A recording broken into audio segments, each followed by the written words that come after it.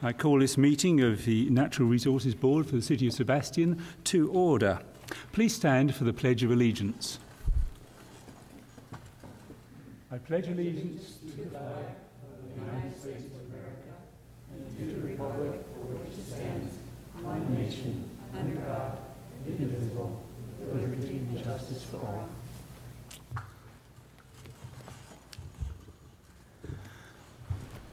Thank you. Roll call, please. Chairman Northcutt? Oh, yes. Vice Chairman Gordian has asked for an excused absence. Mr. Pogolski? Present. Ms. Glazer? Here. Mr. Millar has asked for an excused absence. Ms. Ring? Here. Mr. Clifton? Here. And Mr. Lampiasi? Here. And the two alternates will be voting for the two that are absent. Thank you. Thank you. Agenda modifications. Does anyone wish to have any changes to the agenda, to the order that we're discussing stuff? No, we'll proceed with it as presented then. Next item is the approval of minutes for the May 5th meeting. Do we have any comments on the minutes?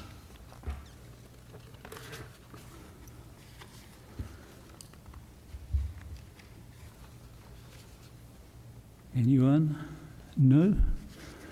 No, no, no, no. Well, minutes are approved then without a vote. Yeah.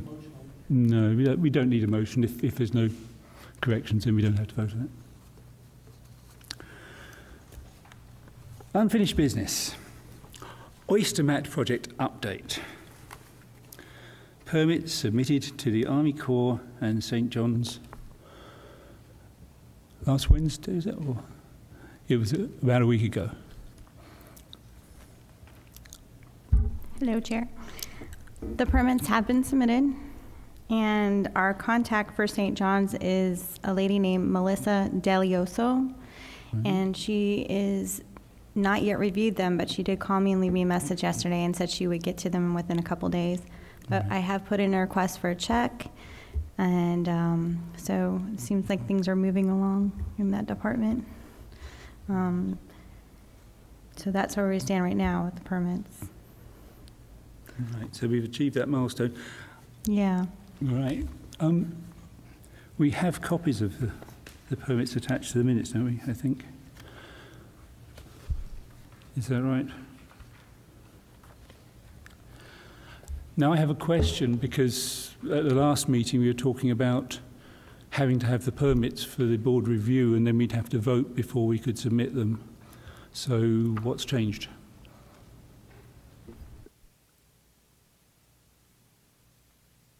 Can you repeat their question, Chair? I mean, basically, it's okay for you to submit them without the board taking a vote on submitting them. Is that what we're saying?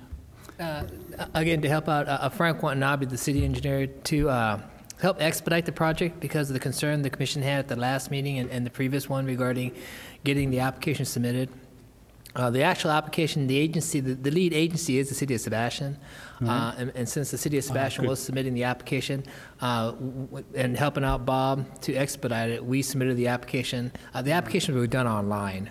And so it was easier and quicker after Bob gave us the information was just to submit the application last week, which we did. Okay, well, I'm quite happy with that. I was hoping that would be the case before we thought we had to bring it to the board for everybody to approve anyway. So. Yes, and just to clarify, Mr. Chair, Chairman, we did include both locations D and E as previously presented. So right. So we have some flexibility there. Good. And I see we have a handout tonight showing oyster mats and the shoreline. That's just a bit more detail. Was that with the permit? Or? To help out again, I think under the St. John's, we have two permits under review right now, submitted and under review in the process. We have the Army Corps permit review, and then we have the St. John's River Water Management permit review. Michelle highlighted that the reviewer for the St. John's is not yet had a chance to review that packet in detail. Typically, St. John's requires a 30-day review period, and so that's a standard. Hopefully, they'll accelerate it. Attached to your packets today was a sketch that shows, they requested and typically St. John's wants some sort of like a layout, just like a site map that shows what we're doing, what we want to propose. That's what we're showing, what a typical, we don't know if it's going to be, we know it's going to be 250 mats. We know each mat is, is 16 by 16. So if you do, we just kind of highlight it. Best case, the mats may look like this. It may not, but best case is what it looks like. Best case is we want to try to keep it as close to shore as possible. We don't know. We don't know where all the spats are. So we're just trying to give them a basic feel for this is what we're hoping to do, but, we don't know because it's kind of an open-ended. Worst case is we'll ask them what would be the most conservative approach. Maybe they'll look at a box configuration. We don't know. But I believe that they're going to have a field review with Michelle, and they'll understand more in detail. We don't know how this is going to be laid out, but we'll try to do the most conservative approach. So that way, whatever happens, that they'll give us an open, kind of like a permit based on the worst case scenario. So that's what we're hoping for. But they requested a sketch, which is typical of St. John's. Okay, I'm a little confused. I thought we were doing 16 by 16 mats. Each mat is 16 inches by 16 inches, so it's 1.5 feet each. So if they're 1.5 feet each, if you take 250 of them, that's the size you need to have to make it fit. All right, it just says here, wire base, wire mesh panels 2 foot by 4 foot. What is that? And concrete rubble to be placed on top of the base. Is this a base underneath the mats or what? Maybe that's we're in a rush to get this out. I think the configuration what you need to look at is the square footage of the whole box. Yeah, maybe that was a math that was a mistake. We'll correct this again. She just finished this today per her request. We were just trying to show you what we're trying to get to St. John's as quick as we can. Maybe that's an error, but the area we're looking for is to cover that 250 mats. Each mat is a 1.5 foot square, 16 by 16. And so that's what we're trying to show St. John's is if you take that and lay it out to 250 of them, you got this box or a triangle or a rectangle, a parallelogram, and we'll determine what's the best way to go to cover the mats and then cover the spat areas that, I think Gil has already identified that the spat has shown that there are oysters in this area. So we're looking good because the spat has shown that there are samples being attached.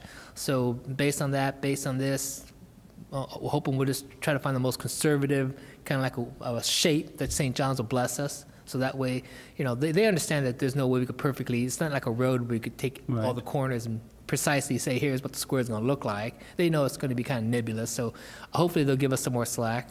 But they need to have something to start with. So this is just a general configuration? Yeah, just something to start with. All right. And we're not placing rubble, are we? I thought we were doing those concrete rings or something to hold down the mats. Is that right? If you look at the detail in the corner, those little red rings represent those concrete donuts. But the rings are on every junction of 4 corners, aren't they? To weigh it down. I think, again, this is, the way I heard was that, she just shows, the best case scenario is if you put a ring on every corner. I think you're going to have more rings. So, but we don't know, based on turbulence, based on terrain, based on the water conditions, maybe they have to be every 3 feet, maybe they have to be every 30 feet. Again, I thought it was my understanding that the rings went on where the 4 corners meet each time. For every 16? I think. For every 16 inches, you have to have a ring. I don't think so. Think about it. That's why when you make the mats, you leave the corners open, and because all the corners are anchored down. So for every one mat, a 1.5 by 1 foot mat, you have to have a ring. Except the ring covers 4 mats where the mats meet. But then the numbers won't add up. If you add up the numbers, we're going to be way short on. I remember I seen the number of rings we need to have. If you do the matrix, we'll be running short on rings. Because you need a lot more rings. If that's the configuration for every. I don't think 4 rings on a 20 foot by 37.5 foot thing is going to hold it down, is it? But if you add the numbers to do 250 of them, to do 250 mats. Yeah. You only got. I think the estimate we had was like 70 rings or 50 rings. You're short, way short. I can do the math in my head. You need a lot more rings to make it work. If it's every corner, I was assuming for every, depending upon you can't do the whole length, but I'm assuming if you go like 3, I'm assuming you go at least 2 feet, or 3 feet before you can put another ring down. Does a permit address that? You have to presumably say how you're anchoring it down. No, the permit is actually looking more in terms of how you bring it out there. if you're going to impact, the navigable waterways in the Army Corps. The St. John's issue is going to be more in terms of if it's going to impact, the shorelines and the water quality, which we're not. We don't have any of those issues because even during the implementation, we may stir up the water, but we're not going to be going out there with backhoes and dump trucks and stirring up the water. Army Corps is going to be the same thing. If you're not going to be in the navigable waterways, we don't care. As long as you'll stay away from the seagrass, which we still need to show a map that shows the seagrass, they're going to say we're cool. You're coming off the shore. Maybe in the implementation we have to have boats out there, which makes sense, but we're not going to be hauling barges out there and cutting across the navigable waterways. And that's what their concern is going to be. How it's really the construction part of it. And then in the implementation part of it, are we going to be adding any kind of chemicals to disturbance, which we are not. These are, basic, the mats out there. So I think once they see it and they have something concrete that says this is the standard mat, I think we're telling the Army Corps of Engineers that we are putting donuts on the corners. We're saying... This was not sent to the Army Corps. This was only sent to St. John's. So you have to understand, two different permits, two different you processes. Would have put the same information on... Nope. Only St. John's requested the diagram that you see. Well, this says it's for Army Corps of Engineers permit ENG 4345. Again, it says concrete irrigation donuts will be placed at the intersection of 4 sections. It was a mistake. To anchor them to the substrate. It was a mistake. If you look at the permit application, you can see what was submitted to the Army Corps, and you see what was submitted to St. John's. St. John's just called and asked for additional information. It's a moving target. Each of these permitting agencies... This bit is additional information for St. John's. Only for St. John's. Yeah. But I'm just saying the Army Corps permit says that they will be placed at the intersections of 4 sections to anchor them to the substrate. So the Army Corps are expecting donuts on every corner, I think. Bob wrote that one. Yeah, that's what I wrote as the attachment A for the permit. That's how it was described when the gentleman came and did it. But I think we have some flexibility in how we actually do that in the end once we have a site visit. But Chair is absolutely right. That's how I explained it in the attachment at the Corps, because the Corps asked for more information. So I'll just read it. It said, 36 clean, mature oyster half shells will be individually attached vertically, and so on and so forth. The 16-inch by 16-inch plastic netting material will be set in hand at the bottom. Concrete irrigation donuts will be placed at the intersections of the 4 sections to anchor them to substrate, because that's how it was explained to us when the demonstration from Vero Beach came. I think we do have some flexibility, though, in how the final product. I think it is important because we've been told if it shifts at all, they'll say get it out of there. It's it's abandoned if it shifts. So we've got to make sure we anchor it properly. But I think once Michelle has a site visit with St. John's, that'll help us out a lot in terms of clarifying how we need to do that. As I said, that was the description as it was explained to us with the Power Squadron folks, and that's how they do it in Vero Beach. So we just copied them, essentially. Yeah. I copied what they were. We understand what we've got to do. Then my recommendation, since I signed off on it, then we need to order more donuts as part of the project.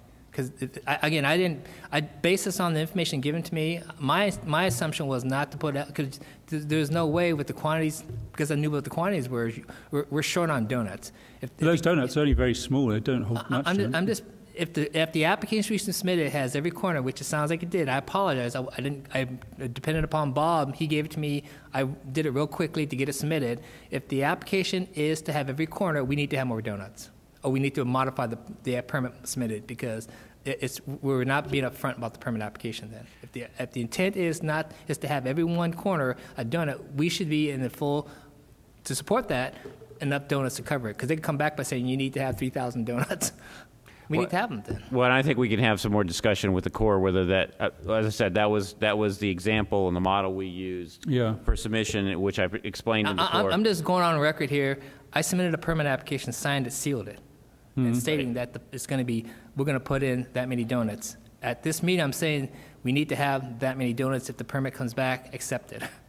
But what we're saying is that that's probably not sufficient, because that will drift if we don't have enough donuts on it. Yeah, I'm just saying, whatever we submitted, we have to then be upfront about coming up with the difference. That's all I'm saying.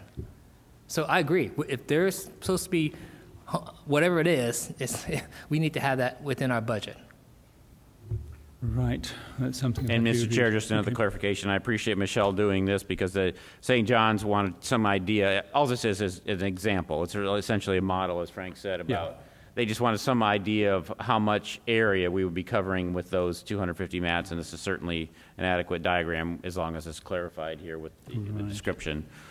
And since they're coming out for a site visit, that should, I think that would clarify that. And in just another point of information, I had lengthy discussions with the folks at St. John, Susan Moore, who's one of the supervisors there, and they're very supportive of our project. And I explained to them that this is hopefully just the first step in a larger project. And once again, they understand that. And I said, we have to see how this goes, how successful this is, and we know there's spat there now, and so they're very supportive of the project, but we just have to go through a permitting process. Right.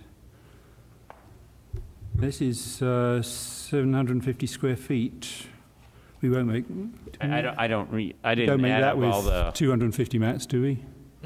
They're not 3 square feet each. These mats. You've shown 750 square feet here, which means each mat would have to be 3 square feet. The mats are actually 16 inches square. So it'd be half the distance. It'd be half the distance. Again, this was rushed out. Right. Okay. So we haven't submitted this. This was rushed out. Buy your This is- calculator. So we'll revise it. Okay. So again, this is a rough draft to get it to Okay, your. it's a general arrangement. This was to again, Scratch the dimensions. Scratch. No, right. Okay. Chair. Again, this was try to get you the information that you requested because you're trying to accelerate this. We're trying to help you as fast as we can get this information to you. That's what we're trying. Yep. Okay. Right, any other comments on the permits submitted? I guess we probably haven't studied them much anyway, because I didn't print them all out, I know. Did anyone else print them all out? No. But that's as submitted, so we have a record of what's submitted. And we can have a look at those and see if there's any other things that might need clarification with the Corps. Yeah?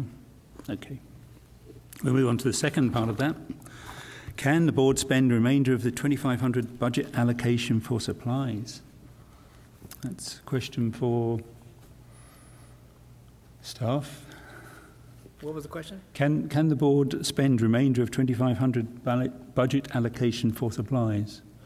Do we know if we can? We have 2,500 budget for the board in general, don't we?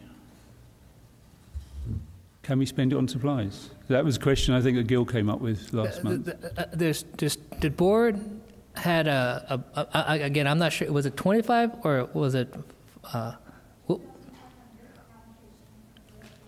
for I think the Gil was marketing. asking whether we could spend it if we wanted to. I just want a clarification. It was 2,500 for the board's marketing for the Earth Day. Correct. And they paid the band and some. So of the Fire 2,500, some of that money has been dispersed already for the Earth Day event. For other, So for what's other left things. of the 2,500, you're saying you want to, can you use that for the oyster mat? That's the question on. Yeah, on the it's just, is that a suitable purpose? Granted, the money's there for other things as well, if we decide to spend it on other things. I think it's, if the board wants to recommend that motion, we could ask the city manager, again, the way it was worded, it was worded more in terms of the marketing event of Earth Day. Right. However, I think this matches the same sense that this is a project approved by the city council. So again, it'll be a city manager discretionary call, but I think you'll support it. But it's the remaining of the 2,500. That was, some of it Right. was dispersed already based on Earth Day. Right, So okay. whatever's left. So obviously, that's something that we can't spend right now anyway. We'd have to have motions and decide So what if we're you want to make a spending on. motion to recommend the remainder, we don't know what it is. And No, what's left. I don't think we need to at this stage. The permits are going to take 3 months. So I think at this stage, we can leave it this month. We need to find out what the Scouts are doing. Do we know what the Scouts are doing? To help out, I sent an email to I apologize, the Boy Scouts Right. father, I forgot his name, I apologize. Since the last meeting till today, I had to submit another letter representing the city for sponsorship of this project, which I didn't mind doing. I think it was clarity from the Scout board that wanted to make sure this was a city project, which I said it was a city project, that the NRB is a city commission, which I stated that the NRB is a city commission, and that any remaining funds will be put back into, it can't just be dispersed out freely. That, it's going to probably go back. If there's any remaining funds, it'll go back to like the general fund, which it should. It goes back to the city. And so those are the things that they want a clarification. I had no problem writing a letter and endorsing it by saying, yes, those are the issues. And I submitted that letter 2 weeks ago. I asked that the representative be here, and you can see they're not here. So I'm not sure what the status is. So we don't know whether the Scouts have got approval of the Eagle project yet? Nope. All right. Okay. Alan, you don't know? Hmm? Don't you know? I don't know. Oh, okay. I haven't heard. It was supposed to be in a week or two, but it was the meeting before as well. And of course, George is the other one who's been involved with the Eagles, hasn't he? And he's not here, so... One question I had, based on the May 15th, 2015 minutes, which we've already approved, it said, the city engineer, obviously, Mr. Watanabe, pointed out that $2,000 Eagle Scout allocation will cover one phase or 250 mats. So that was separate from the board's 2,500. I just want a clarification so I understand that. Yeah, that's how I was confused again. That is correct, Bob. Thank you. We have two funding sources. We have $2,000, which was allocated by the city council to the Boy Scouts for the project mats. For the oyster mats. So it kind of ties into the same project, which is the oyster mats, but it was allocated to the Boy Scouts Eagle Scout project to fund the materials needed to do that project. Right, and of course the hope is that the Boy Scouts will do some fundraising and cover costs that way too. And so that's that one project. The second one now you're endorsing is the same oyster mat, and in case you want to do more of it, can we now use the remaining $2,500, which was identified for the NRB, for the Earth Day and marketing, can use that fund? It was a general budget allocation to us when the council decided that we could spend some money on things. Right, and that's okay. That was a clarification I wanted. Yeah. That's why I understood. I mean, that was what I assumed, but I want to make sure I understood that point. That's right. Gil just sort of said, if we need to move ahead, if we can't do it with the Scouts, can we use it to go ahead and do it? Hopefully the Scouts will do fundraising as part of the Eagle project, and the 2,500 can... Does the board have anything else planned that we need the money for? I mean, do we have cleanups? What else does the board do? Do we have education? We're supposed to spend money on education? It's really meant to be dispersed in many different directions. I think as it's the first time we've had a budget, we really don't know where we would put it, how much we put in each direction, but certainly it was supposed to be available for whatever various directions the board deemed suitable, rather than all going on one project, this project. Okay. So, I wouldn't like to commit it to this project at this stage, certainly. So, right, let's... right, back to the question, can the board spend the remainder? You think we possibly can, but you'd have to ask the city manager.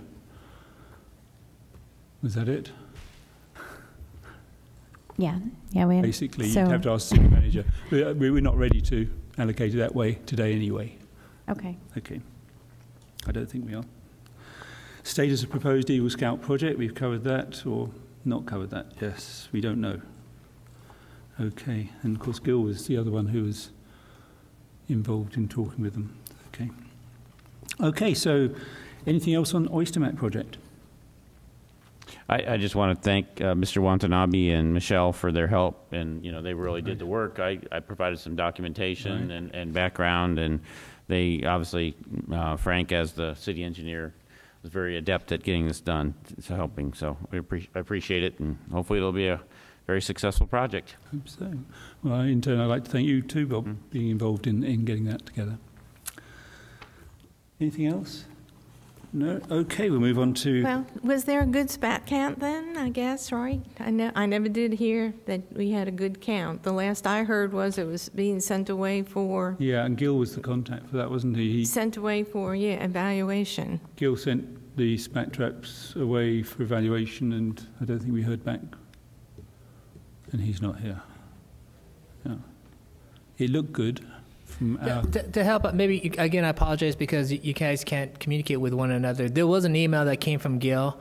I think it was regarding or there was two issues, and we'll bring the second one up later this evening. But the one issue on the same email, it stated that he had taken those spat traps and he has had it looked at, and it appears that there are, as I mentioned, there are oysters attached into the spat trap, so it's working. So I think the two locations you guys have identified is doable. Great. Thank you. Thank you. Anything else? Anything else from staff? Is there any other emails concerning anything there? No? Okay. Okay, we'll move on to the next item, which is number 7, public input. Does any member of the public wish to address the board? Okay, we'll move on to the next item.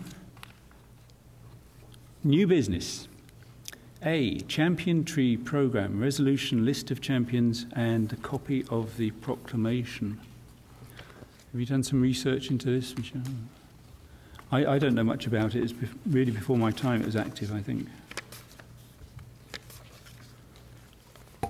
Is it basically champion trees purely by girth, wasn't it?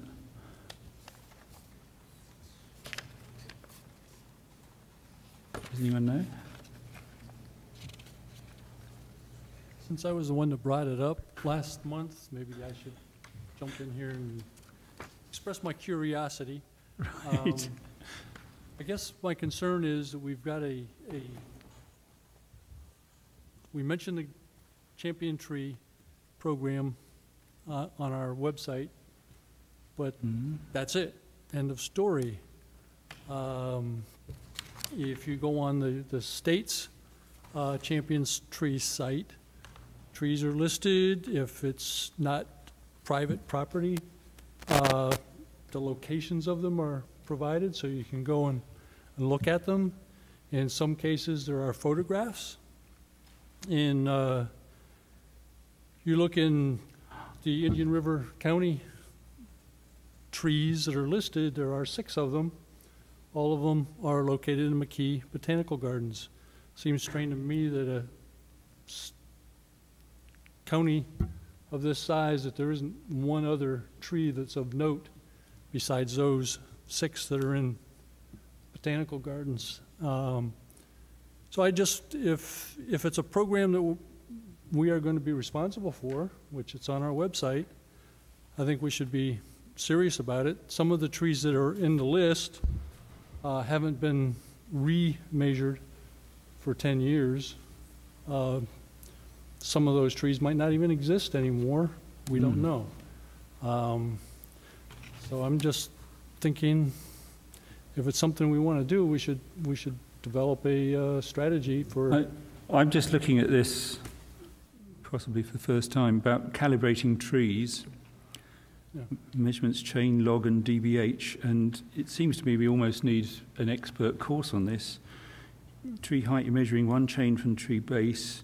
Number of paces differs. Hold a tree stick vertically 25 inches away from eyes with the base of the stick level with the base of tree. Count the number of logs, which are widely spaced lines on the stick. Repeat measurement 90 degrees around the trunk. We need someone almost to interpret this for us. I think we could work it out, but not difficult. But it would be for us to do. We can learn how. Find the DBH. To find points, you add height at 1 point per foot plus circumference at 1 point per inch plus crown at 1 point per 4 foot to give the total value. I think we ought to do the first one together at least, to go through it and make sure we understand what we're doing. Right. That's doable. My whole objective is that if it's something we're going to do, let's do it. If it's not, let's get it off of our. So presumably this calibrating trees thing is a kind of national standard way to assess and give points to trees. Mm-hmm. It's not something we invented, is it, nope. Sebastian? No.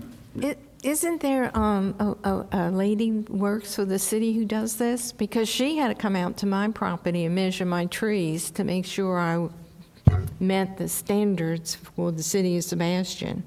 And I think she's a city person. I think she works for the city. Do you know who I'm talking about? I don't, but I'll look into who that person was. Okay. And get that information to you guys. Because when I had my tree cut down, they told me I had too many palm trees and not enough other trees, and she made me buy a tree. Was she selling them? And it cost me $250, by the way. So she came out, measured it to make sure it met standards. To help clarify again, we do have two different types we're talking about. The tree inspection, I think we want to talk about, what you're talking about is the city has an ordinance that says for each home you have to have so many trees, 7 trees. And then it depends on the number of trees. There's some discretionary that more and more in terms of if you have a nice, mature tree, it counts for several more than just one small tree. And that's what we try to promote with, and we try to be more encouraging development. So in some areas that we have heavily a lot of trees, if the person only has a few trees but he's next to a forest, it makes no sense to say you got to plant 5 more trees when behind your backyard there's a whole forest. So, and that's where I think that where Michelle's not taking the lead. I used to do it before she came on board, before I did, Cindy did, and she had the same discretionary. I think in the past when we had more just not good developers that didn't plant enough trees. It was more mandated that you have to have the 7 trees. I think now we're trying to be more accommodating with new homeowners, and especially old homeowners, where I've gone out where, the 7 tree rule, it plays a bigger role because when you're in the highlands, you're in septic, you got these, trees that are growing into the septic systems. It makes it very difficult that, they got to take it out, and then you got to force them to put another tree that, it's going to go back in the same septic system.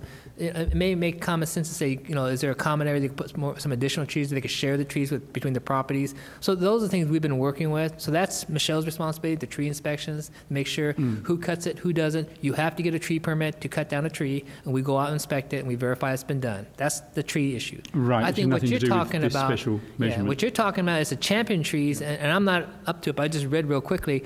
The champion trees, at one time, the NRB did take ownership on it. The NRB previously, I think some of the members was more into the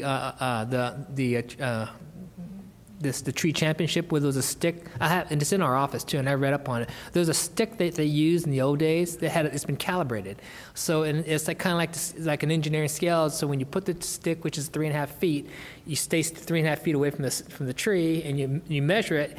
It give you the diameter and it give you the height. But nowadays, you could get a string tape and tape it, or you could do math, and you could get a laser pointer too and determine the height of the tree clearly and determine this is a 73.45 inches of a tree. Where the old days they didn't have that, so you have to use math and this stick, and do the best guess, because we have it, and it's good. But today's, if you want to just use a calculator real fast on your smartphone, you could determine the diameter of a tree to the exact inch and the height of a tree with a laser pointer to the exact inch. So you could tell if it's going to be a 7-foot or 77-foot, or 200-foot tree nowadays, because the technology is here.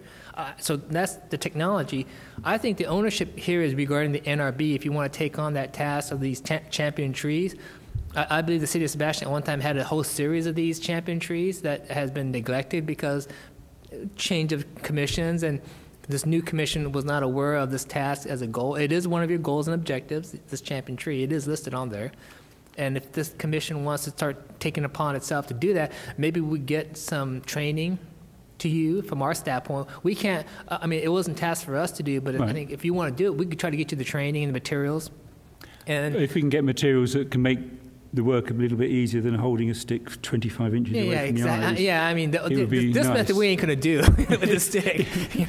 If we can just get the height and whatever and multiply them out as we have to. Yeah, but I think we could maybe set some sort of a guideline that says, and if that's the case, then identify a few of the commissioners who wants to take on that role, because I think that's a good assignment to do, and it's something that is worthwhile, that maybe at each meeting we show here, we went out and measured a few trees, and here are some champion trees we found based on what we measured, based on the requirements of a champion tree. Here are some that met the champion tree requirements, and maybe have photographs, and that we could highlight if it's a public tree or an individual tree, identify those trees. I think that's a good, worthwhile project for this commission. And if the commission wants to do so, I think that you guys should have dialogue and discuss whether you want to move that forward and take action on it. And we'll be happy to support it, from a staffing standpoint. Right. Mr. Chair, I would just have a question. Having looked through this for the first time also, I'm not sure if it's based on some the point total. My question is going to be regarding point total. So what is a champion tree? I mean, the point totals are highly variable. for laurel oaks, live oaks, and so on. My point is we may want to do some more research in terms of, is it the Arbor Association that establishes what's a champion tree? The resolution as presented by the county, or excuse me, by the by City Sebastian was signed off in September of 2011, and with this list of champion trees. But I think we owe it to ourselves just to do a little more research on kind of what the background was. And the calibrating tree, as Mr. Watanabe said, that's based on standard forestry practices, a log stick, a chain in forestry terminology is 66 feet, and so this is based on someone who has to do a lot of tree measurements over in like a forest inventory, not individual trees. I totally agree with today's technology. It'll make it a lot easier. The other question I had was champion trees. I mean, there's the second tree listed as a grapefruit tree. Are we only going to list? Are we going to list non-native trees as champion trees also? The rhetorical questions, but I think we just need to look at this a little bit more before we move forward and decide what we're going to do. So these are basically all the trees that were measured. Well, as far as I can tell, based on the packet, this was a resolution signed in September of 2011, and the list of champion trees at that time was this two-page inventory, and they were designated as champion trees. Well, they will have a varying number of points. Isn't the champion tree the one with the greatest number of points? Or? Well, and I think it varies depending on 287 down there. You know, it varies obviously when you're measuring things like some of the like a screw palm, which doesn't grow very tall. Its tree height is 14 feet. Obviously, you're not going to. You might have a champion screw palm, right? And a champion live oak, and a champion something else to allow for. It's variable by species of tree. Chair, maybe to help you guys out, because we're also new at this, and I was just talking to Michelle, and we need to educate ourselves. Maybe we could do some homework and get back to you. I don't want to go through the history of Florida champion trees, but what we've done in the past, maybe give you a summary of what did we do in the past that created our threshold for champion trees, the type of trees, the height of trees, the diameter of trunk, maybe the year of the tree, and then that way we have a goal point. Do we want to still keep doing that as our champion tree policy, you know, so that way we take something that was already established and go with that, than to try to create our own, which I think would be very hard to do. I think it's okay to take what we already have that was established. We just kind of let it go for a while. We'll just pick it back up again. We'll educate everybody here, including ourselves, what those guidelines are, and that way we have a playing field to start with. So maybe at the next meeting, Michelle will do some research and get back to you what those requirements were, and then that maybe decide within that requirements, if it didn't show the type of trees, maybe you want to identify, you know, what type of trees and maybe other factors that you may want to add to that list. Identify individuals who want to be those individuals going out and doing that task, and then start moving forward with it. Right. Okay. We'll move that on to next month's agenda. We can find out some more things about that then. So, item B, upcoming local events. Marine Industries Association's 7th Annual Waterway Cleanup, July 26th, which we have here. Do we want to participate in the 7th Annual Treasure Coast Waterway Cleanup on July 26th from 8 till 12:30? I guess that's the question.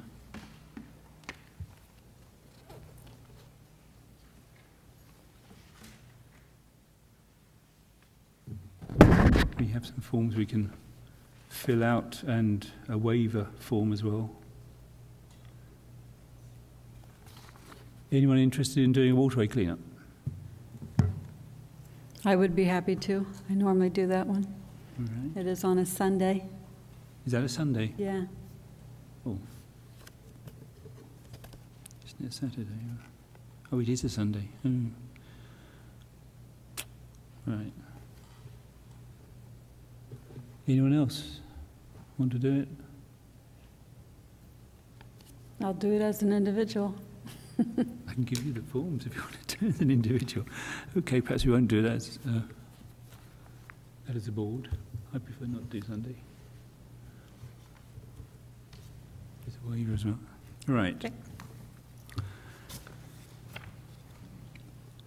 So the next upcoming event is Keep Indian River Beautiful Events Information. Who has information on that? Do we have that in our packet? I expect we do, don't we? Oh, yes.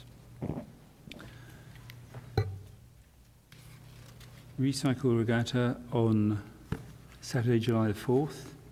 Building boats from recycled and used materials. Is anyone up to building boats?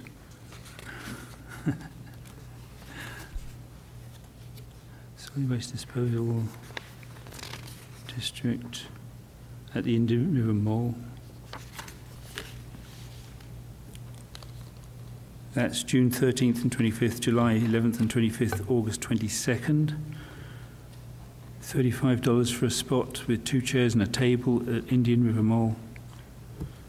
I don't know that we have anything in particular to display at Indian River Mall.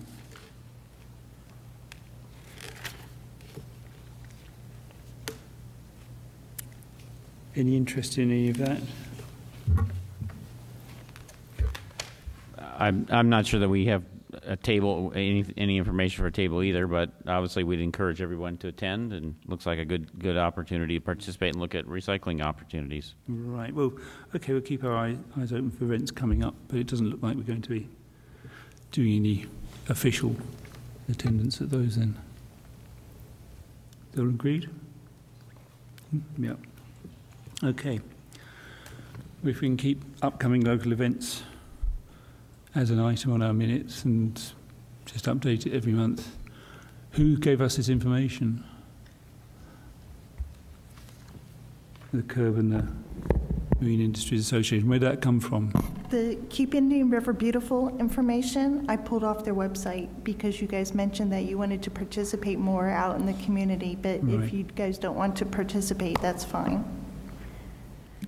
Right, we may want to do something in the future, but we just need to keep an eye out for things that are coming up whenever they come up. As the board, if you guys see something, the agendas are made up the Friday before your meeting. Right. So if you want to contact me or Frank or Michelle and let us know, hey, put this on the agenda, I think that's a better way to go Right, for you okay. guys to see what you want to do than Okay, to we'll leave try. it to staff. It's something that you guys, as a board, Right, okay. Okay, so everyone can do that. Well, I think this is useful information, even It if is. we don't participate as a board. It's Yeah. useful for us It's from an also us- individual standpoint, yeah. and to learn to stuff have as this well. information. Yeah. Okay, so hopefully we'll have more upcoming local events on each agenda if we find them out. We'll move now to item C, new business, Earth Day 2016, reserving the park and band shell. It looks as though the question is, do we want to do it on April the 16th or the 23rd? Is that the reason for this? we didn't know which day you wanted to go with because Earth Day is actually April 22nd. All right. So any preference? I like the 23rd. I would 23rd rather do make- it after it. That would make more sense, wouldn't it? And- I'm off on the 16th, but I work the 23rd. Oh, One other question that I have that I'm sure I haven't looked it up yet, but I know this year, and we can never get a perfect date without conflicts with other things. I know the Hibiscus Festival happened the same time as what we did Earth no, Day. that's April 9th next year. Oh, it's next year, because, okay, well, I didn't Yeah, know when it same was like that, next yeah. year. I haven't looked Yeah, I've at that, but checked I on was that going to one. look up the Hibiscus Festival this year to see which one. No, I checked on that one, following Okay. what we had. So anybody else, Preference. 16th, 23rd, preferences? So we have, how do you know your work's I schedule work that every far? other weekend, so That's incredible. my you know your phone's programmed work for every other schedule weekend 10 I months work, ahead. so I can look 5 years ahead and know I'm there. All right. So what is the wish of the board? 23rd or 16th, or toss a coin? I personally have no preference, so whatever works for most people. Do we know anything about booking of the park? Is it booked on either of those days? I can look into that and get that information back to you. Okay, well, we better put it off to the next meeting. Then, I mean, just from a calendar Just to standpoint, make sure. I realize it may conflict with someone's work schedule, but since Earth Day is always on April 22nd, that's a Friday, and then Yeah. 23rd would be Saturday. It makes sense to have it that day I would personally. agree with that, unfortunately. I would agree the 23rd looks more suitable, but can you check that just, we'll finalise it in the next meeting, Okay. if Yeah. you check that it's available. I'll check and then we'll bring it up next meeting, the information. Next meeting, what Yep. information I find, I'll share with you guys. Yeah, next meeting Okay. we'll settle on it for certain. Okay. Okay, staff matter. They really do. Any staff matters? I just want to highlight, again, I think it's great that the commission wants to communicate, and it's difficult as a commission member. We received an email from Gil that he was absent today, and commissioners need to take their absence because of what they need to do with their own issues that they have to have. In his absence email, he stated that he would like to commission, this is where the problem I had, and I emailed back to Gil saying that this board should take action at the next meeting since he's not here. He wanted the board to take action on something he wasn't able, which was to go ahead and purchase items, and I was confused because the email had something about this autumn plan or something. So I was confused, and since there was some confusion and possibly I don't want to recommend something when he's not here and have a board commission make a motion, approve something that may not be right. I think from the board standpoint, if you want to make a motion and act on it as a board, that the individual who makes the motion should be here. Yeah. I think it's problematic if we allow one to do it today, then let's say, Alan, you're not going to be here next month, something happens, but I want to put something on the table, so I'll just throw it out there right now, and you could add it on there, on my behalf. It becomes questionable if there's any questions that has to be answered later on, and if the motion was not done correctly, it wasn't clarified correctly, the board votes on something that wasn't appropriate. I think because of that, if you want to make a motion as a representative, you need to be here and then make the motion, have the board accept it, and move forward with it. I know it's going to be hard if you're not here. Like Gil, I apologize, but I think that's being fair for the rest of the commission because, again, the email wasn't clear, and because it wasn't clear, I didn't want to make an assumption and have the wrong assumption. So I just want to make sure that's on the table from a staff standpoint. It makes it difficult for us, and I think it's also from a policy standpoint, I think you should be here to make that motion. I believe once you do it once for one person, you just open up Pandora's box for another person to do it again. You have to. You can't make a motion in absentia and expect other people to read your mind as Correct. to why you want to do it. So I just want to pass that along, and we told him, I emailed back to Gil saying that at the next meeting, please bring that back on the table. I'll actually put it on the agenda, because I understand he wants to bring it up, but my staff issue is if you want something to be discussed at this commission meeting, especially an action item, you need to be here at the meeting and bring it on the table, make a motion, get the commission to have dialogue, vote on it, then proceed, especially when it's dealing with purchasing items and dispersing your funds that was allocated to this commission. It was about that, was it? Right. Yeah. I understand what you're saying as far as a motion and a proposal, but do the sunshine laws prohibit us from doing group emails as long as everybody on the board and you are listed? You could send overall blanket, like great news, we want... You can send informational to emails. everybody. You can't solicit opinions. It's one way. It's one way. See, Yeah. if you send in information out to everybody saying, good example, let's say we want some grant, you want to share it to everybody, one direction. The moment someone sends it back, we're in trouble. That's a violation. Yep. Yeah, for instance, if we hear the Eagle Scout project is approved, we could send out an email saying it's approved, but you can't write back and say, great job, now can we do this? Because that's discussing, right? But we can send out a thing that says it's approved, and we'll go, great, right? But you can't do anything that involves dialogue. The open-ended areas, if you want some clarification through staff, we could have the dialogue with you. It's that you just can't have it with another commissioner, that's all.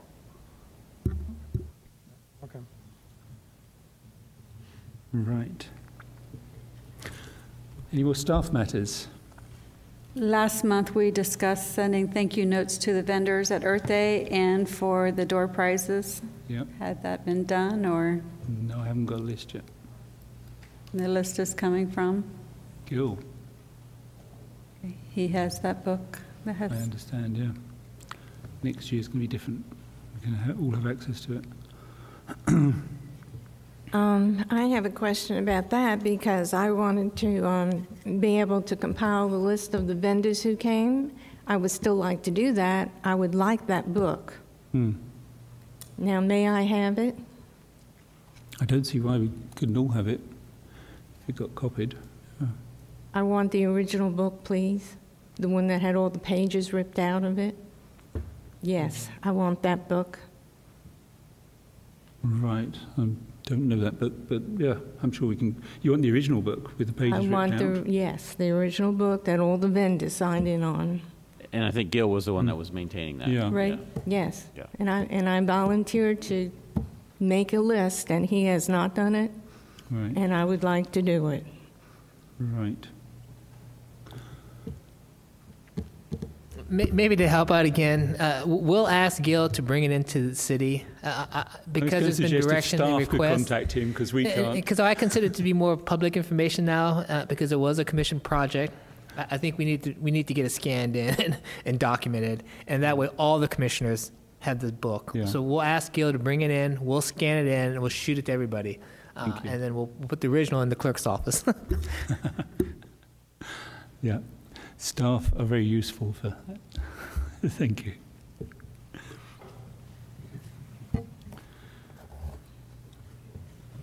I have another matter. Staff matter, or we're still on staff Oh, you're matters? still on staff? Yeah, really. When you get to member matters, I also have it. Right. Any more staff matters? No, nothing else concerning staff. Right. Member matters. Member matter. I noticed that my term expires on my birthday. Incidentally, I assure you, but what does that mean? It means I'll be 68 years old, but what does it mean as far as my term goes? I don't have the list in front of me. When is your expiration? July 1st, 2015. Okay, by resolution, you stay on the committee until you're replaced by city council, but there is a vacancy from Ms. Lucier's position that still nobody is applying for, so I don't think that there's going to be any problem, but we'll put you on for reappointment.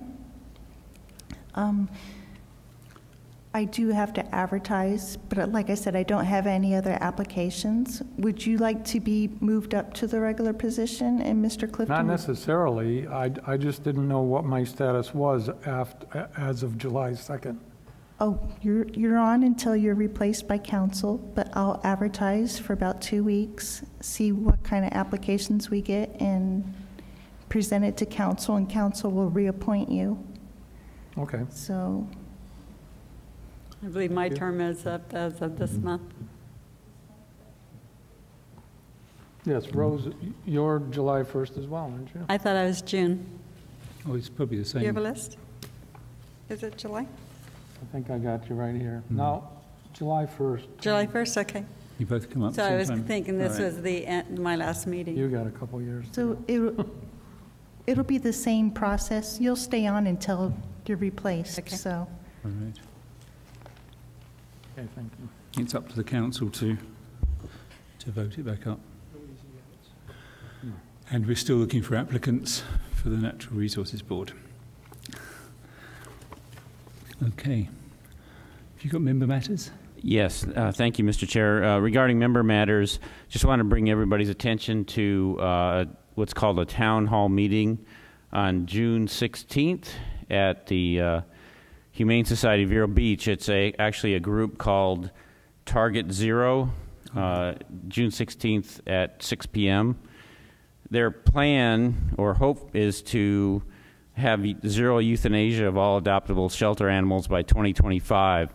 My concern is this was just approved by Palm Beach County, and they actually have now an agreement with this organization where animal control in Palm Beach County is paying this organization $50 for every cat they pick up and $100 for each dog.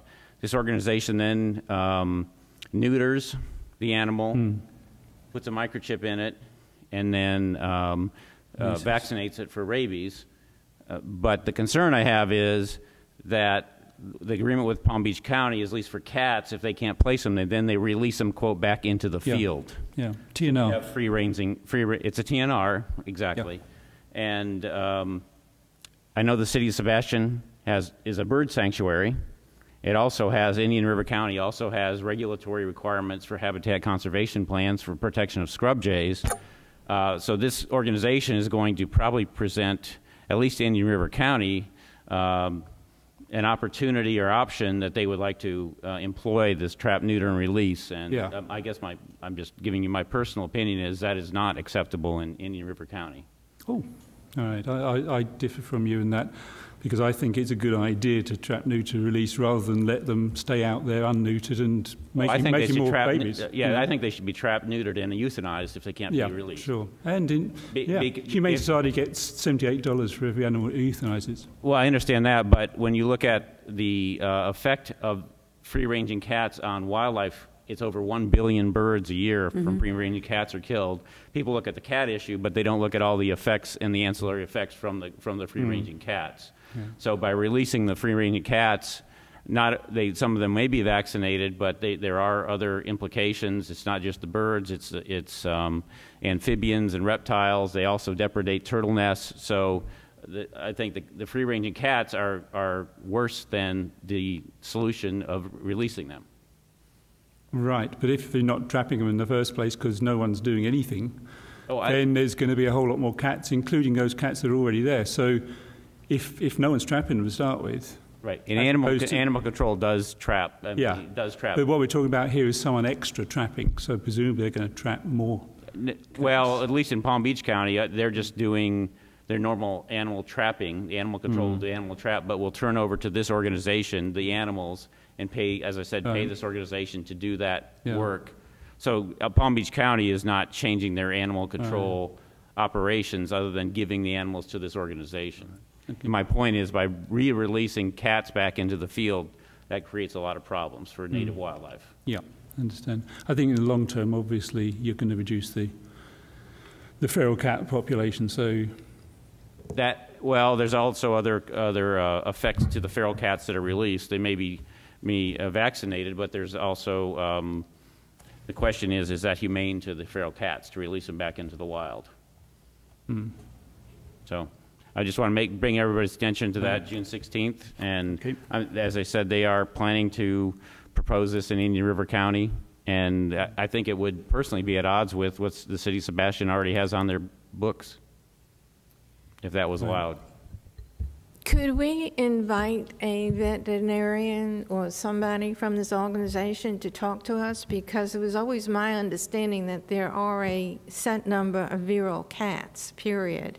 You can't ever get rid of them. And that the fact that they're neutered is a much better choice than leaving them out unneutered. I don't disagree that it's better to neuter them, but it's not appropriate to re-release them.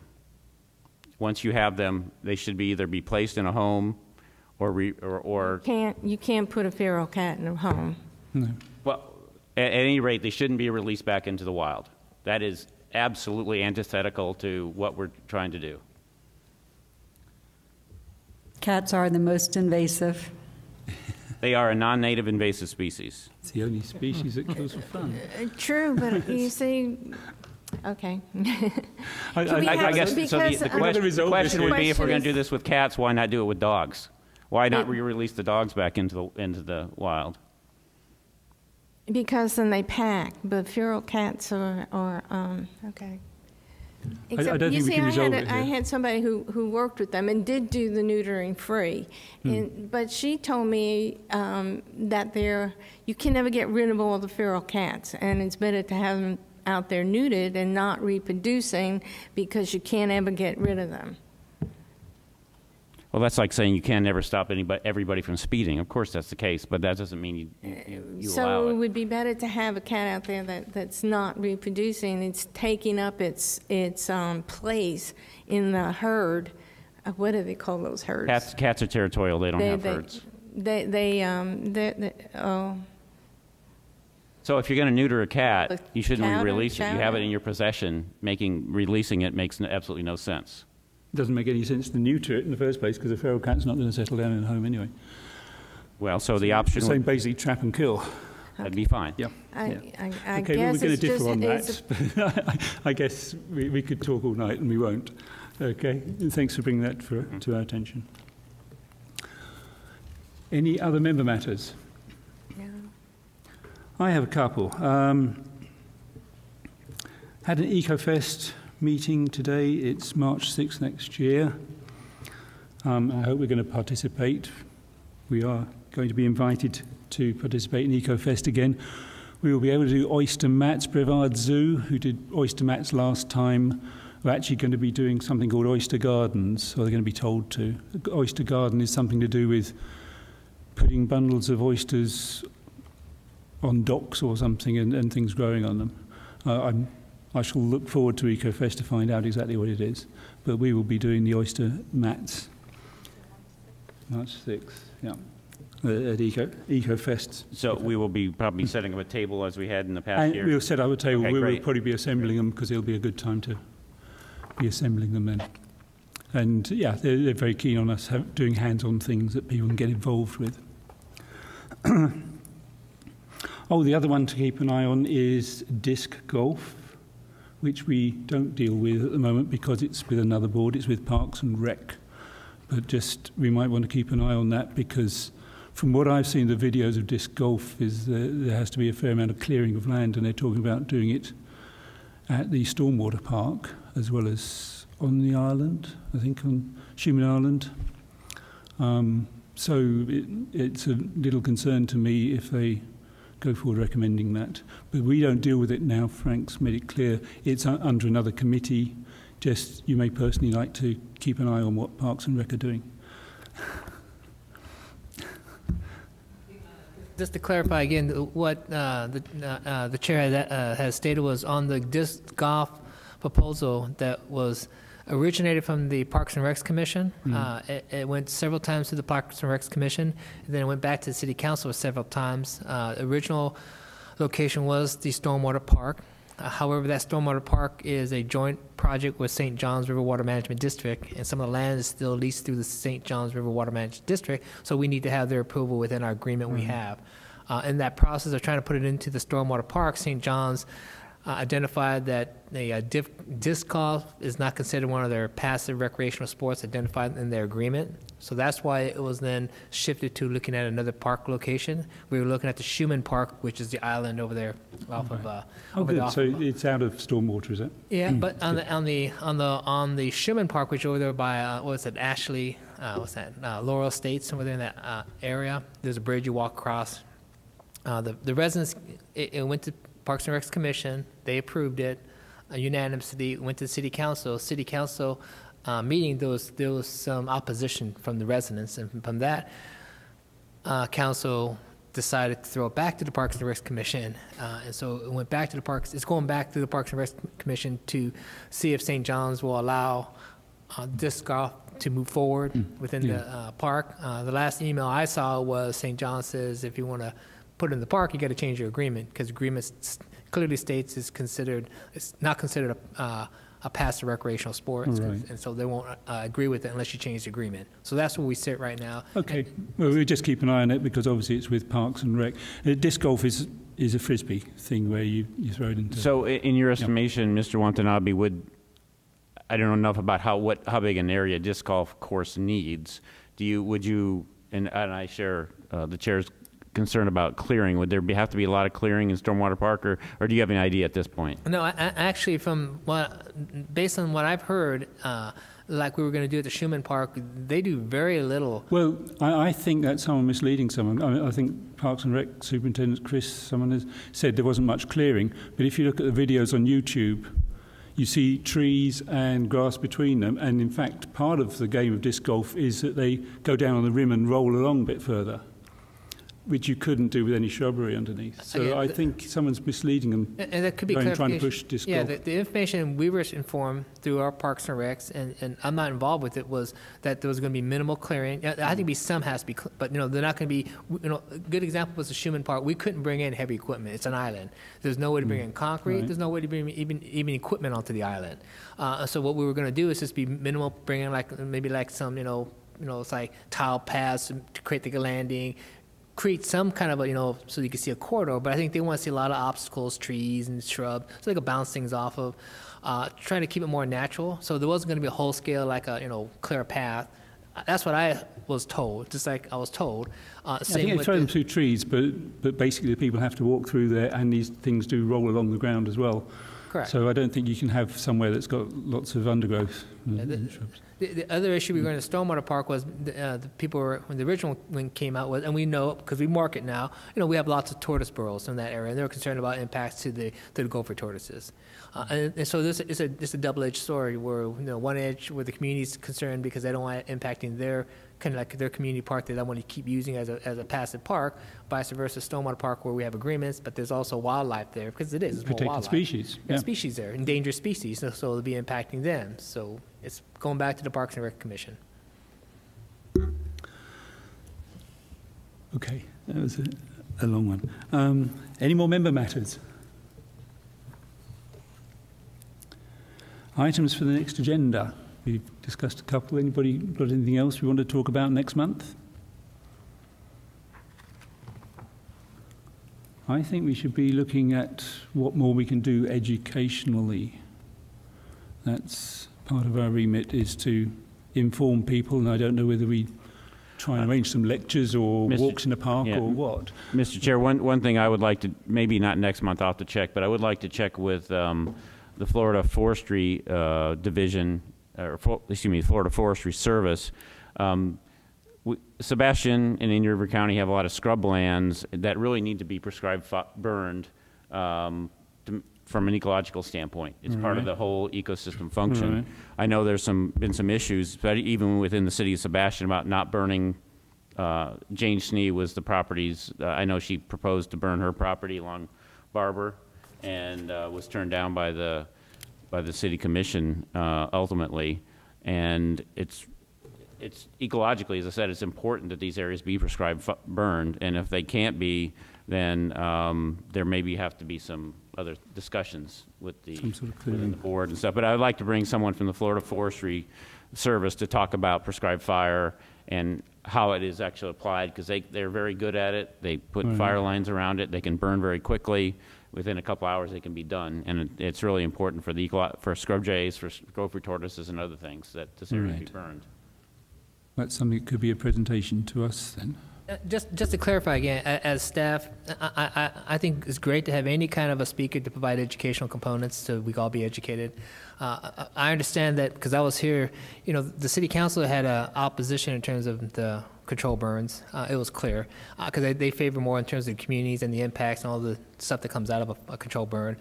So I'll be, I don't mind doing the education and educating everybody, but if it starts moving towards we want to do some sort of a direction, the council made it clear that that was something that they didn't want to touch, and so we all work for the city council, so we need to understand that concept. That, at the time, the previous meeting we had several years ago, they did not want to deal with that issue.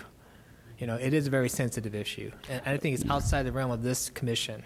Well, my point would be for the Florida Forestry Service to educate us all on the importance of prescribed fire or fire within the scrub ecosystem. Yeah, and I agree. And as an individual, if you want to champion something, but I think the commission, if you want to take it as a commission item to champion something, I think we're outside our limits.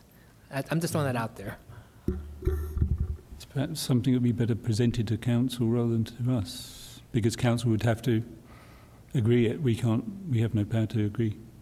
Be happy to do it either way, but we're looking for educational and public outreach type opportunities to educate the public, especially on the ecological. And that's fine. I'm saying the education component, I'm all for it. Educating you, educating us, providing more education to the citizens of Sebastian. Great. If in that process we start to champion something, that's when I think we're going to be in the gray area. All right, and I would say we need to back off that one. All we can champion is trees, right? Okay. Well, I'd like that on the agenda for the next meeting. We'll think about what other things we can do educationally, whether we do things with schools or whatever. See what's practical for us to do. Any other items for the next agenda? Mr. Chairman? Yeah? So, Mr. Pogolski, you'll get me the individual that you... Yeah, I don't... Yeah. And I will contact the local district forester and see who would be the appropriate person. I don't have it off the top of my head who that would be, Right. but I will contact them and let you know. Okay, thank you. Any other items? Oh, it's item 12. Without objection, this meeting will be adjourned. Hearing none, we're adjourned.